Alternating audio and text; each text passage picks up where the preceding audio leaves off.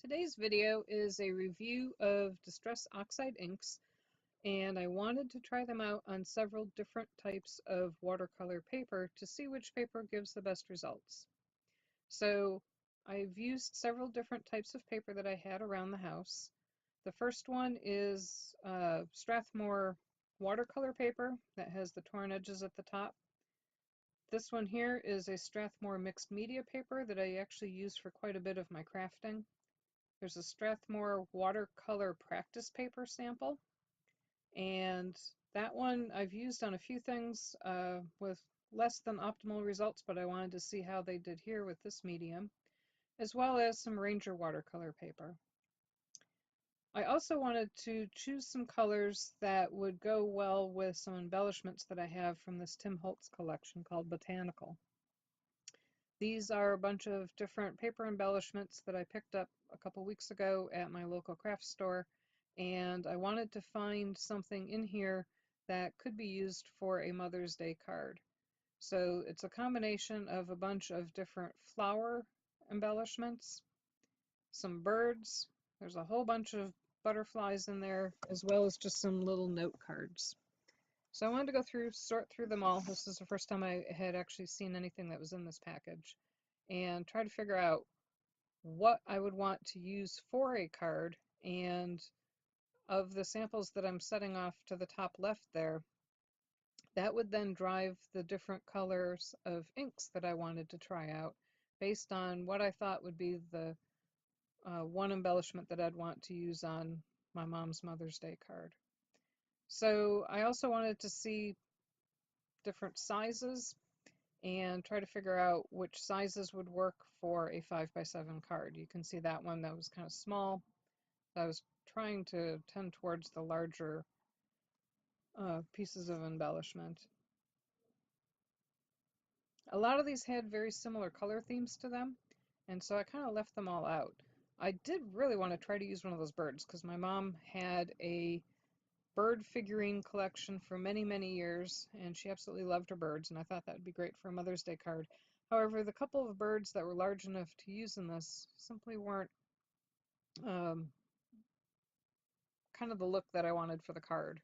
So here I'm trimming down all of the card pieces, and this video will be focusing on the scrap pieces, and I've set aside the other pieces to use in actual projects going forward, depending on which sample here that I determined I liked the best. That would then be used to create the Mother's Day card. Now this piece of square sample paper, I just left that at size. That's the watercolor practice paper, and left that the size that it was because I have a lot of that and I don't use it very much. So before I started, I wanted to make sure that I had all of the ink from previous projects cleared off my craft mat because I didn't want to have any kind of colors interfering with these samples here. And I smeared them all on the craft mat. I used some water in a spray jar and simply smushed the pieces in. There's a lot of smushing that goes on, and there's a lot of spritzing with the water that goes on.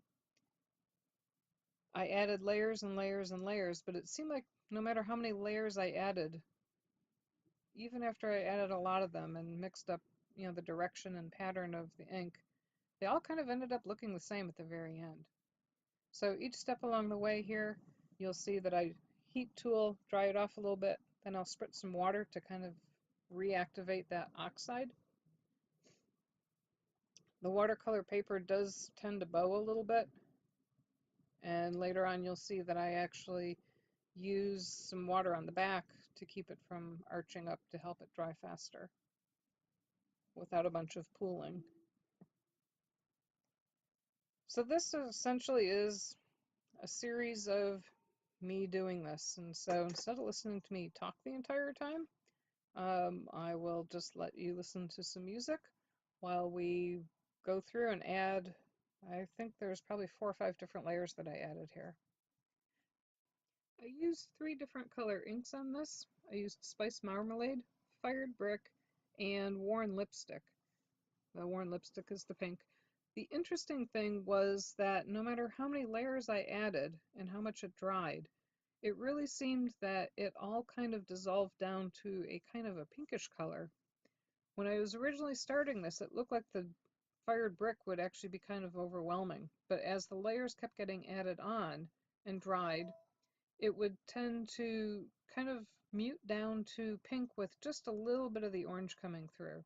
So here you can see it looks really reddish and orange and stuff when it's wet, but when it dries down, it actually kind of all mellowed out, maybe because I had smeared so many colors on top of each other.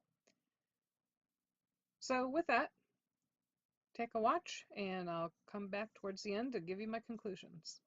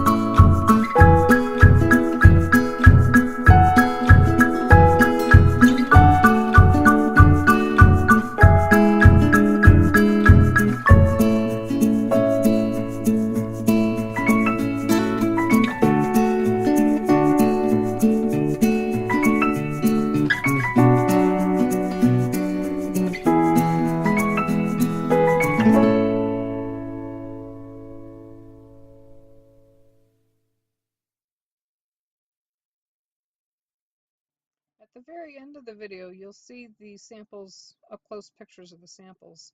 And I think after all is said and done, I really liked the sample using the mixed media paper the most.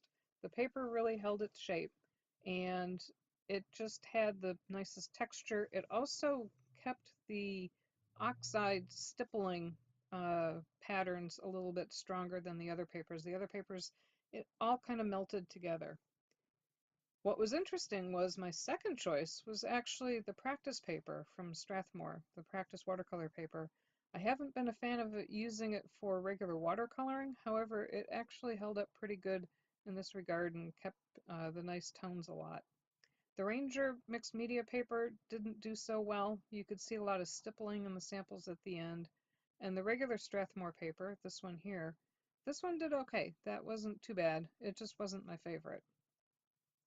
I'm going to use the paper, redo this and use paper with these colors for a Mother's Day card. So be on the lookout for that in an upcoming video. And if you enjoyed this video and would like to see more like it, please subscribe and visit our website for more details. Have a wonderful day. Thanks for watching.